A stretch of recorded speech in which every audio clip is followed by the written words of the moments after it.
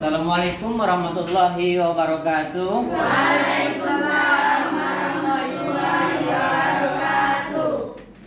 Apa kabar anak-anak semuanya? Alhamdulillah luar biasa. Allahu Akbar. Apa kepada sehat semua? Sehat. Alhamdulillah. Kalaupun ada yang sakit, kita berdoa agar yang sakit itu segera disembuhkan oleh Allah Subhanahu wa Ta'ala. Amin.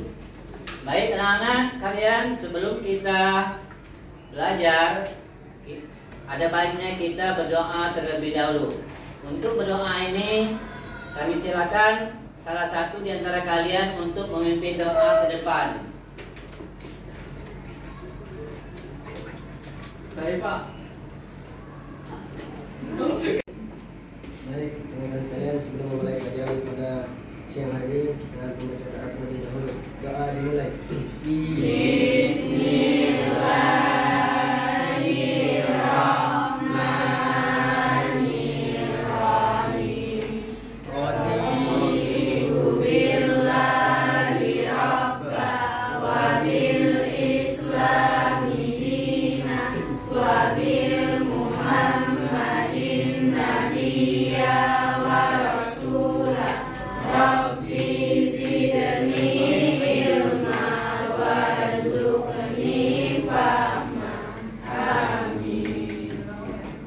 Baik anak-anak, sebelumnya Bapak akan mengabsen kalian satu persatu. Ajalia Agustin, Ahmad Farel, Hadir Pak. Alia Gledesia. Sakit ya? Arini, Chandra Kirana, Cinta Sapitri, Sakit. Digo Anggara, Sakit. para Ayunda Nur Rahma. Adira. Kita belajar, tentunya kita harus tahu apa tujuan dari pembelajaran kita pada hari ini. Yang pertama, siswa harus mampu memahami makna toharo, baik itu secara bahasa dan istilah. Siswa mampu menyebutkan pembagian najis, contoh dan tata cara membersihkannya. Dan keempat, siswa mampu menyebutkan pembagian air dan macam-macam air. Kemudian yang kelima, siswa mampu memahami makna hadas dan mari kita membentuk kelompok terlebih dahulu sebanyak 3 kelompok. Silakan.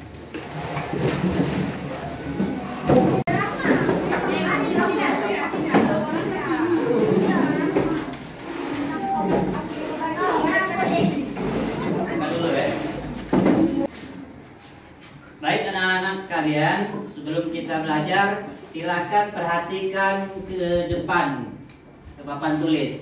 Di sini kalian bisa mengamati, ada gambar 1 dan ada gambar 2. Ini gambar 1, ini menunjukkan apa?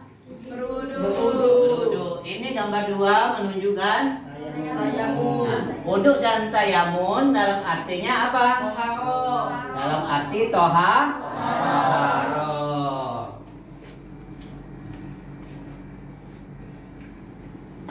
Apa itu toharo? Bersuci. Toharo ada 2 ini. Pertama dalam bahasa yaitu membersihkan kotoran, baik kotoran yang berwujud maupun yang tidak berwujud. Itu secara bahasa. Adapun secara istilah menghilangkan hadas. Toharo dibagi menjadi 2, yaitu pertama toharo dari najis dan toharo dari hadas. Najis terbagi menjadi 3. Pertama, najis mukhafafah. Najis mukhafafah itu artinya najis yang ringan. Apa contoh najis ringan itu? Kencing bayi yang 2 tahun. Ya, contoh najis ringan itu adalah kencing bayi yang berumur 2 tahun yang belum makan apa-apa selain air susu ibunya. Bagaimana cara membersihkan najis ini? Cara dilap, ya. Kalau kamu perhatikan di gambar ini, dia mengambil air terlebih dahulu, kemudian dilap, dipercikkan air itu, lalu dilap najis itu. Itu cukup dengan cara membersihkannya. Ngerti? Yang kedua, najis mutawasito. Najis mutawasito ini adalah najis menengah. Ya. Yang kedua, najis mutawasito. Apa itu mutawasito? Yaitu najis yang menengah. Contoh najis mutawasito adalah air kencing, darah, nanah, kotoran hewan selain anjing dan babi. Sekarang bagaimana cara kita membersihkannya?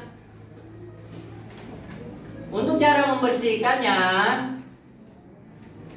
pertama kita bersihkan, ambil air dulu, kemudian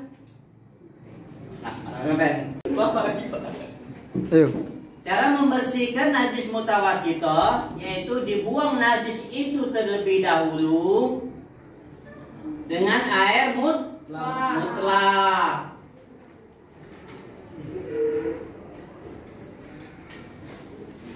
Apa itu air mutlak? Yaitu air yang suci. Sehingga kalau kita mencuci dengan air mutlak itu hingga hilang tempat bau dan rasa atau warna. Ngerti?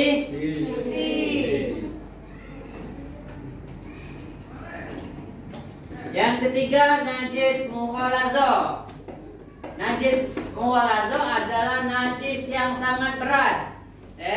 Contoh najis mughalazo yaitu yang berasal dari anjing dan babi, termasuk dari kotoran liurnya anjing atau liurnya babi. Bagaimana cara membersihkannya? Dibuang terlebih dahulu najis itu, kemudian mencucinya sampai 6 atau 7 kali dengan debu atau dengan tanah. Cuci dengan air mutlak atau air yang suci yang terkena najis hingga hilang atau rasa atau warna, bau dan warna. Air mutlak adalah air suci. Sebagaimana kita ketahui, air suci itu ada 7. Pertama, air hujan. Yang kedua, air laut. Yang ketiga, air sumur. Yang keempat, air sungai. Yang kelima, mata air. Yang keenam, air salju.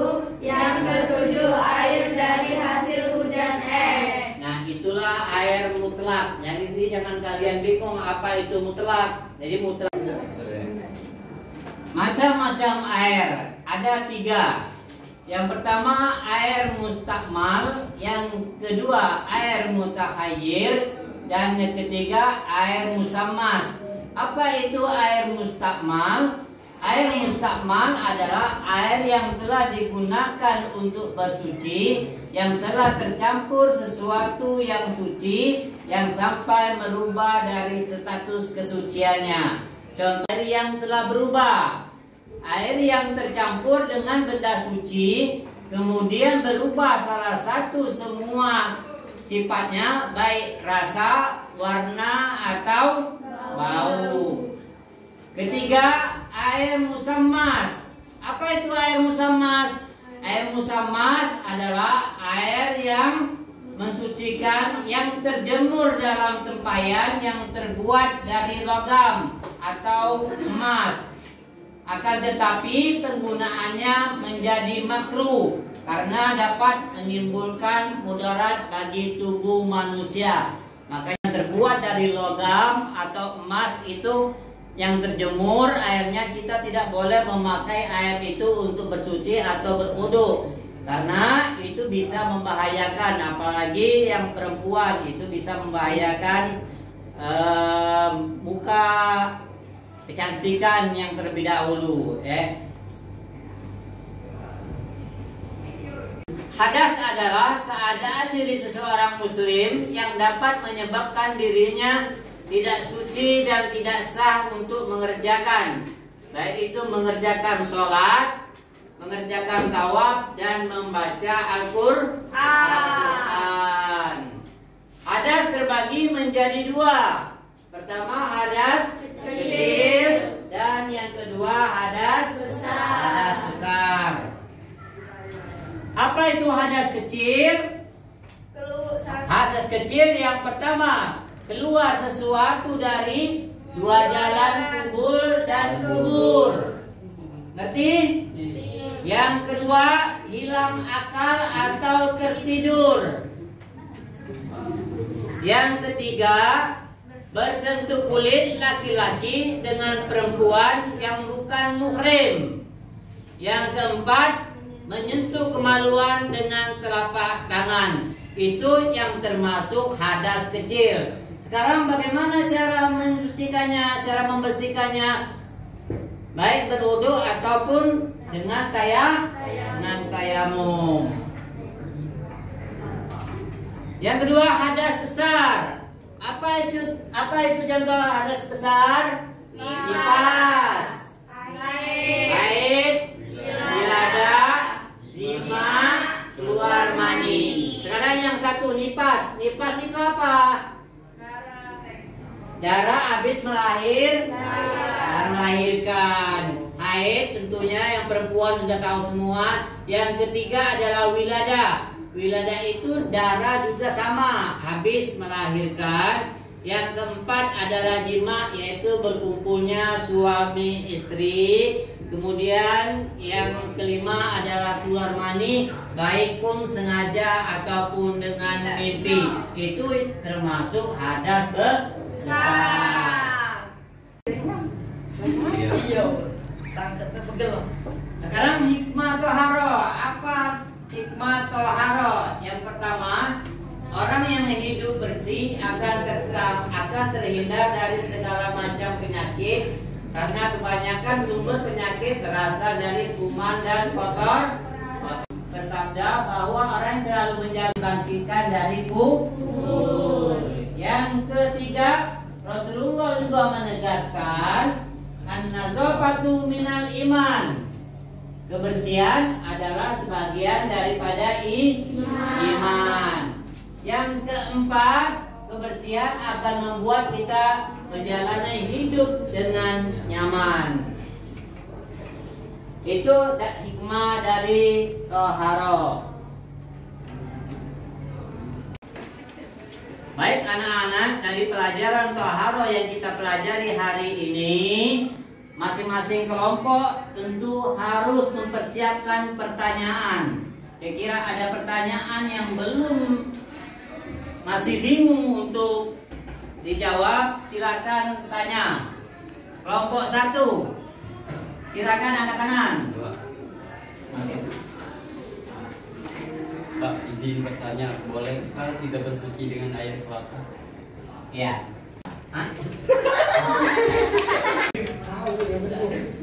Pertanyaannya bagus sekali. Bolehkah kita bersuci dengan air kelapa? Air kelapa adalah air yang suci, atau air teh. Tetapi dia tidak bisa untuk dipakai untuk bersuci. Jadi untuk air kelapa atau air teh, air kopi itu tidak boleh untuk dipakai untuk bersuci. Sudah jelas, kalian? Sudah jelas, Pak. Sudah. Silakan. Pak, izin bertanya, apakah boleh kita wudu di dalam WC? Ya, pertanyaannya, apakah boleh kita berwudu dalam WC? Sedangkan dalam WC itu ada toilet. Imam Yahya mengatakan wudu dalam WC itu boleh. Wudu dalam WC itu boleh, asalkan wudunya itu jangan di dalam WC-nya. Tapi wudhu di dalam kamar mandinya itu boleh. Apalagi? Yang ketiga, kelompok 3. Pak, izinkan saya bertanya, apa nama najis yang kelihatan wujudnya dan apa nama najis yang tidak kelihatan wujudnya? Ya. Bagus sekali pertanyaannya. Najis yang kelihatan wujudnya dan najis yang tidak kelihatan wujudnya. Najis yang kelihatan wujudnya yaitu najis yang kedua tadi, yaitu najis mutawasito, atau dalam istilah bahasa Arab najis ainiyah. Apa itu ainiyah? Yaitu najis yang terlihat. Najis yang terlihat itu seperti apa? Najis yang terlihat, kotoran. Yang tidak terlihat apa? Najis yang tidak terlihat. Kencing. Ya, kencing. Kencing itu tidak terlihat, tetapi kita melihat dari air, bau, warna dan rasanya. Itu. 1, 2, 3. Baik anak-anakku semuanya, dari pelajaran kita pada hari ini yaitu taharah, tentunya kalian telah memahami dan telah bisa menyimpulkan. Siapa yang bisa menyimpulkan dari pelajaran taharah ini? Ya, silakan Sabir, maju ke depan.